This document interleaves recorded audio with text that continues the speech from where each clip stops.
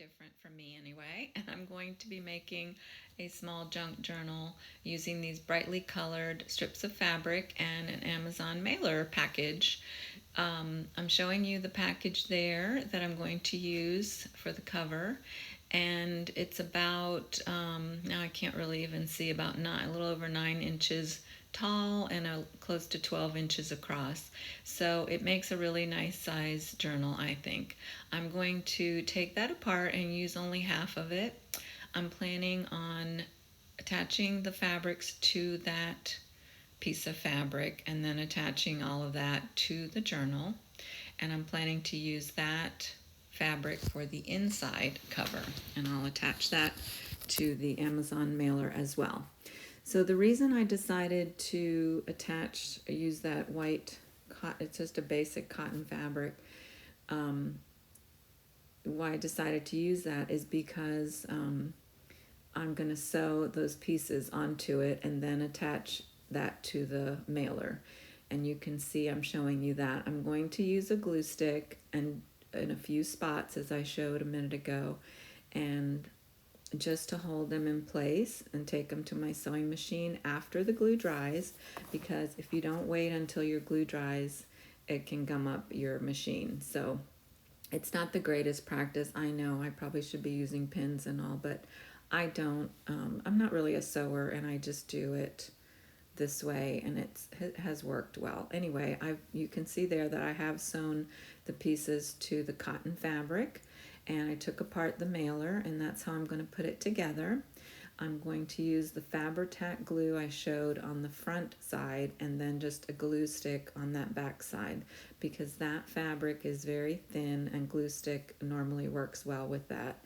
And I am going to sew all around the edges so it will hold everything in place. Nothing's going to fall apart.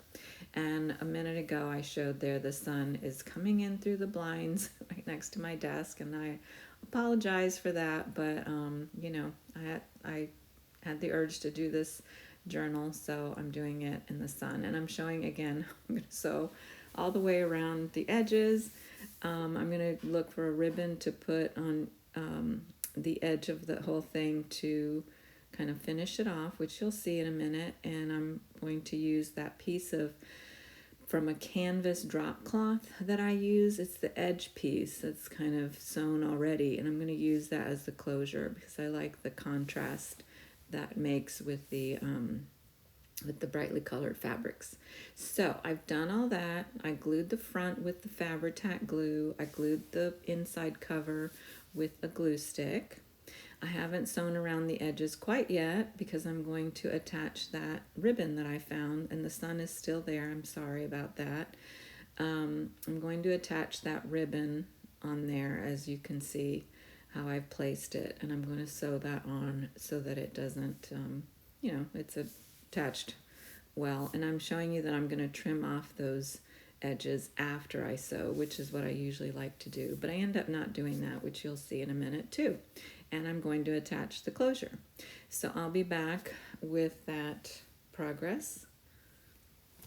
All right, here we are. I've done all that. I sewed the fuzzy ribbon on there, and I like the way the edges look there on the front cover and the back cover, kind of like a ruffle. And I attached the closure. It's attached well there. I like all the fluffy fringiness of it. So I'm just looking at it to see if I need anything else on the cover, and I'm not sure, so I let this sit, and I'm going to come back to it after a little while. So a couple of days have gone by, and I decided I was going to put something metal-like on the front cover.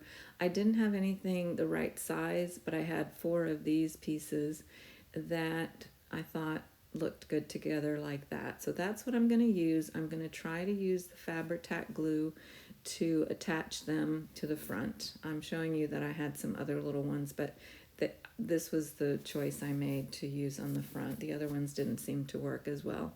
I'm hoping the Fabri-Tac glue, if I put a lot of it on the back of those pieces, will do the trick, but I'm not really sure. So I think that's what I'm talking about. If it doesn't hold, I'll just stitch the little corners of those pieces onto the cover then if the Fabri-Tac doesn't work. So that's what I'm going to do, and I'll be back to show you that in just a second.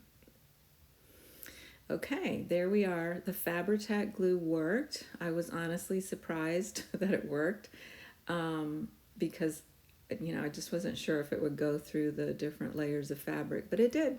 And I put lots of Fabri-Tac glue on the back of those things, and I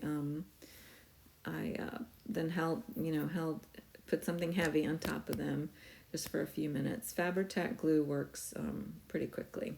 So I picked out the pages that I'm going to use. This is a one signature, simple, fun journal. And I am showing you the papers that I'm picking. It's just a variety of different papers, grocery bag paper, sheet music, deli paper, a ledger page that I folded and made into a pocket. A lot of these are gel printed. When I do gel printing, I tend to make a lot of prints, and then I have those available for collaging in my art journal or using as pages in my junk journal. So I'm just attaching or stapling that pocket closed. I don't really, I don't want to make this too complicated, this journal, and I thought that was a nice different sort of touch to just staple it instead of sewing, which is what I usually do. And then again, I'm just showing you the different papers I used in there. I think I have about 12 pages, if I'm not mistaken. And I'm going to next staple the other side of that pocket page. And then I'm going to sew in my papers. Or bind them in, I guess, or so bind. Anyway, I'm just doing a simple 3-hole pamphlet stitch to sew them in, and I have said this before, I'm a very awkward binder of signatures. It's not hard, it's just, I don't know, I'm just awkward at it, and I hesitated to show it for a long time when I started making videos, but then I decided to just go ahead and do it, and maybe the more I get used to it, the easier it'll get to show on camera. But I already started attaching those big paper clips to hold everything together without the cover, so I had to change that, of course. Usually when I'm recording something, that's when things go wrong. So I do struggle a bit with one of the holes, but it all works out just fine in the end. So when you're binding something like this with the cover and all the papers all together, you want to make sure that center part is pushed down all the way so all your papers are as close together as they can be. Because if they're not, then when you're trying to sew in and pass your needle through, it just becomes kind of a mess, and I've had that happen to me a lot, so that's what I've learned from that. Anyway, I take my awl and make 3 holes, one in the center and one about an inch or so from the top and an inch or so from the bottom. I didn't measure this one because, again, it's very casual, simple journal. I think it looks fine. You know, just kind of eyeballing it like that. I'm making sure the holes go all the way through to the outside. When you're sewing through fabric, it becomes a little bit challenging because the holes tend to close up very quickly with fabric. So I measured 3 times the length, the tallness, height, that's the word, of the journal for my string. It's a wax string. I'm already struggling with threading the needle, which is something that I don't really usually have a problem with either, but I'm on camera, so whatever problems are going to happen, they will happen for me. So I'm stocking in my thread there so it doesn't come all the way out as I'm sewing.